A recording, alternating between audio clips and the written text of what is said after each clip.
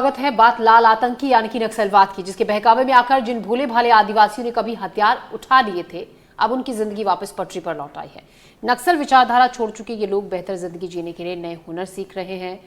गरियाबंद में झांसी, जिस पर 8 लाख का इनाम था और जिसने 20 साल तक नक्सल मोर्चे पर अपनी जिंदगी खपा दी, उसके साथ झुमकी, मंजुला और रनीता तीनों पर 5-5 लाख का इनाम था। रमेश और संतराम पर भी 5-5 लाख का इनाम था। लेकिन आज ये सभी 6 चेहरे सरकार की पुनर्वास योजना की बदौलत लाइवलीहुड कॉलेज में नई राह की तलाश कर रहे हैं। देखिए रिपोर्ट। अभी हम इस वक्त मौजूद हैं गरियाबंद के लाइवलीहुड कॉलेज में, जहां पर आत्मसमर्पण करने वाले नक्सलियों को पुनर्वास योजना के तहत हुनर सिखाए जा रहे हैं। अभी हमारे साथ मौजूद है 4 महिला नक्सली हैं जिन्होंने बीते 6 माह में सरेंडर किया है और ये आज यहाँ पर सिलाई मशीन भी सीख रही हैं, कंप्यूटर के सामने भी बैठती हैं और भी कई तरह के कार्य सीख रही हैं। अभी हमारे साथ जिनकी है, ये 5 लाख की इनामी नक्सली थी। इन्होंने मार्च में सरेंडर किया था। इनके साथ एक और नक्सली, ये भी साथ में थे दोनों, इन्होंने भी सरेंडर किया था। दोनों पे 5-5 लाख रुपए का इनाम था और आज ये सरेंडर करने के बाद अपने लाइफ में सेल्फ इंडिपेंडेंट होने के लिए सिलाई मशीन भी सीख रही हैं और भी कई कोर्स कराए जा रहे हैं। इनसे बात करेंगे।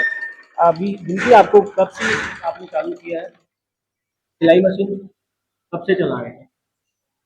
अभी है कितने दिन हो गए? तो कब से ट्रेनिंग ले रहे हो आप इसका? अक्टूबर महीना 1 महीना हो गया। 1 महीना हुआ।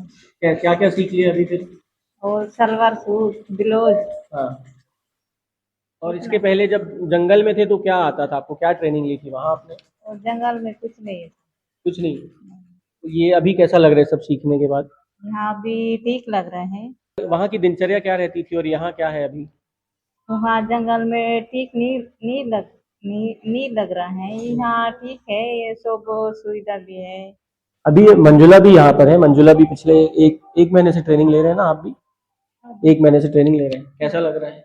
अभी ठीक लग रहे हैं। क्या क्या बनाना सीखा? अभी ब्लाउज और सूट ऐसे सिले हैं।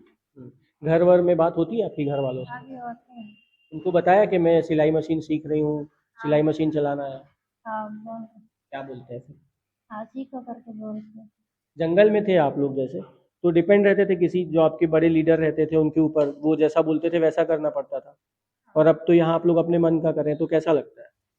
अभी तो यही है, अपने मन से ऐसे काम करना पड़ता है, कोई भी सीखना पड़ता है।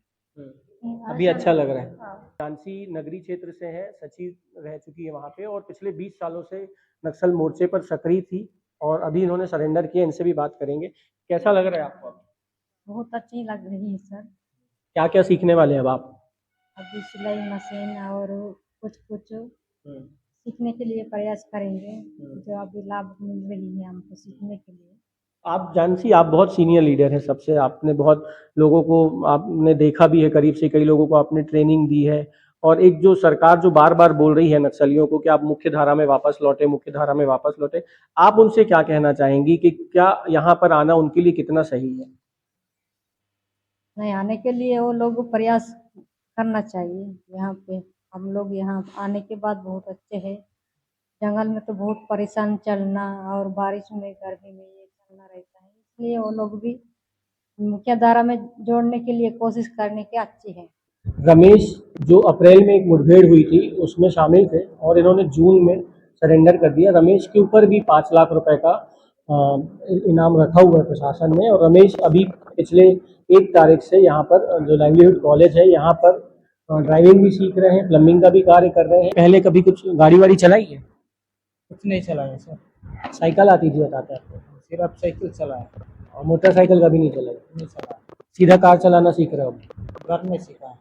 आने के बाद कितना काम करते हो? कितनी देर पढ़ाते हैं, कितनी देर गाड़ी चलवाते हैं? और सुबह 12-1 बजे तक तो स्कूल से क्लास चलाते सर। उसके बाद खाना खाने के बाद गाड़ी भी सिखाते सर। अपने मन से आप अपने लिए काम कर रहे हैं, अब कैसा लगता है? आज़ादी लगती है? यहाँ ठीक लगता है सर। आपने बताया कि आपको जबरदस्ती नक्सल संगठन में भर्ती किया था, क्या था थोड़ा बताइए। कहाँ पढ़ते थे, कैसे ले गए? वहाँ माओवादी स्कूल में पढ़ते थे सर। उसके पढ़ते समय उन्होंने मेरे को बोल, वहाँ राजनीति हिसाब से हुआ, माओवादी सरदार वहाँ पढ़ाते, उसी अनुसार से मेरे को बोला सर, उसी अनुसार मैं उधर संगठन में जाने के लिए मैं भी कोशिश करता हूँ और संगठन में शामिल हुआ सर। कितने साल थे फिर संगठन में आप? 9-10 साल हुआ था सर। तो आत्मसमर्पण करने का ख्याल कब आया, क्यों आया? बहुत दमन बढ़ गई, इसीलिए मैं छोड़ के आया सर। ये बहुत लोग मर रहे हैं, इसलिए मैं यहाँ रहने से मैं भी मर जाएंगे करके मैं सोच के घर चले गए सर। सरकार कुछ कुछ देती है तो आपको अच्छा लगता है ना, यहाँ पे क्या मैसेज देना चाहेंगे? सरेंडर कर लें, सरकार की योजना का लाभ उठाएं। और यहाँ तो ठीक है सर, यहाँ सब गाड़ी भी सीख रहे हैं, यहाँ नौकरी भी देंगे करके बोल रहे हैं सरकार। बंदूक चलाना आसान था कि गाड़ी चलाना आसान लग रहा है? गाड़ी चलाना भी ठीक सर। तो सरकार की मंशा साफ है, जो भी नक्सली हथियार डालेंगे, जो भी सरेंडर करेंगे, सरकार उनको पूरी तरह से सुरक्षा भी देगी, सरकार उनको हुनर भी देगी और सरकार उनको पैसा भी देगी।